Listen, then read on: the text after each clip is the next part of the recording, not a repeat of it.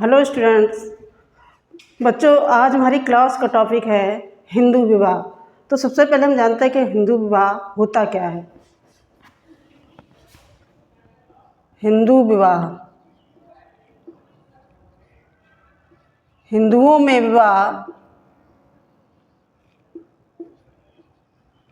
विवाह एक संस्कार है, एक संस्कार है। संस्कार है और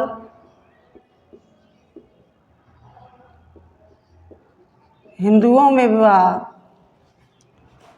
दो लोगों के साथ न होकर दो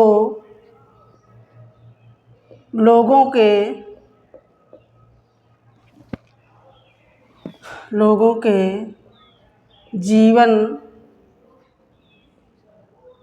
का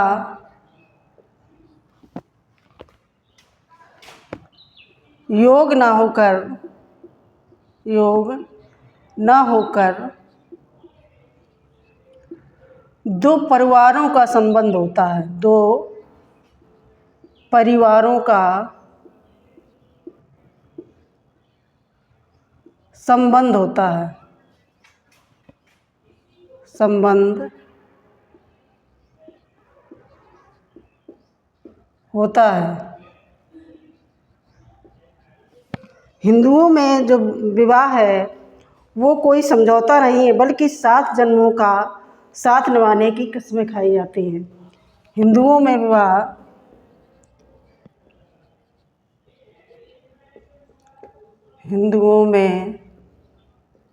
विवाह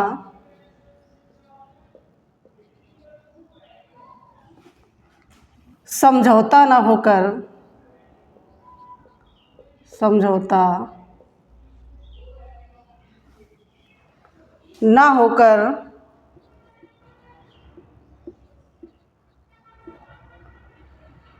7 जन्मों का साथ होता है। 7 जन्मों का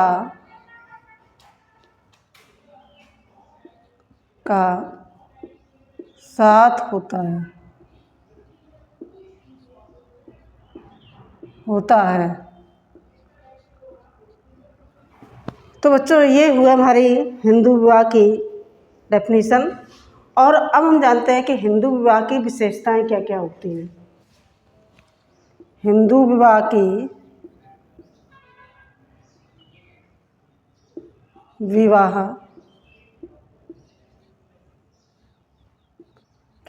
विशेषताएं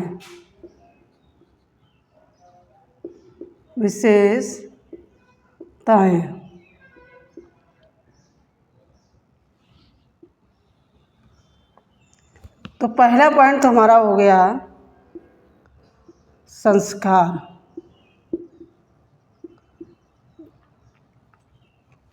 तो क्या है हिंदू विवाह? क्या है हिंदू विवाह?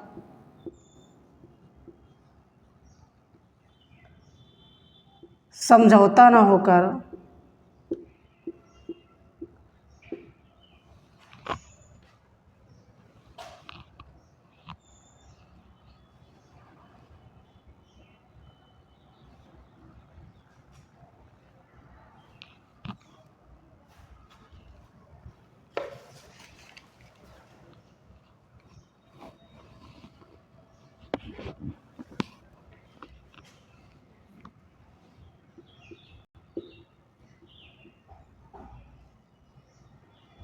हिंदू विवाह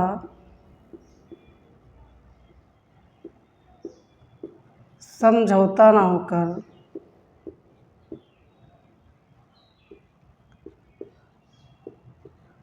होकर एक संस्कार है। दूसरा है सप्तपदी।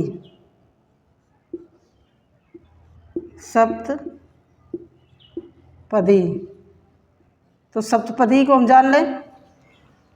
जिस विवाह में सप्तपदी या हम 7 फेरे नहीं लेते हैं तो उस विवाह को कोर्ट वैध नहीं मानता, क्योंकि ये हिंदुओं विवाह की एक वैधता के रूप में शामिल है।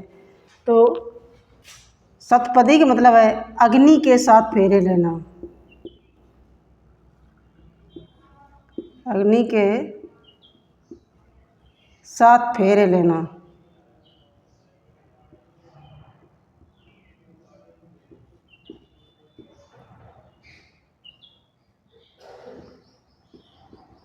फेरे लेना, तो इसको हम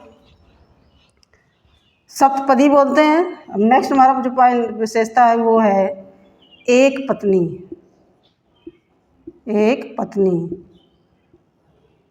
जो हिंदुओं में विवाह होता है तो वह हिंदू विवाह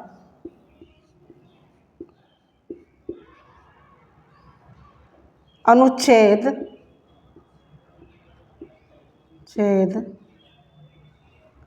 1955 के अनुसार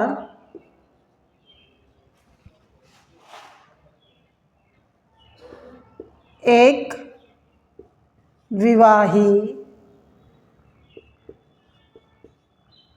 होता है।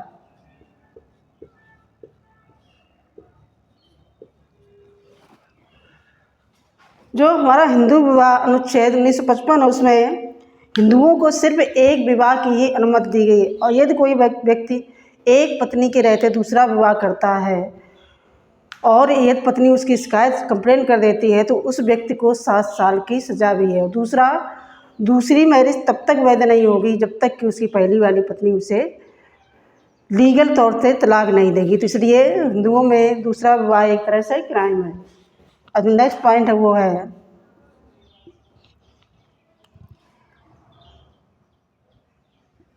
सात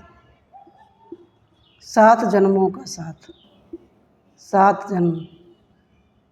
जन्मों का साथ।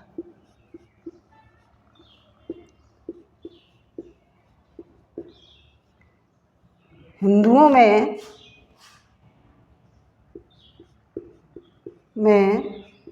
विवाह के समय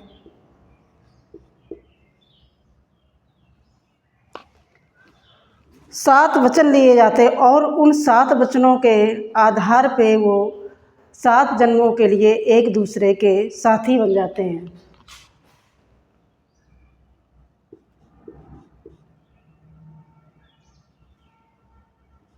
7 जन्मों का साथ माना जाता है। माना जाता है।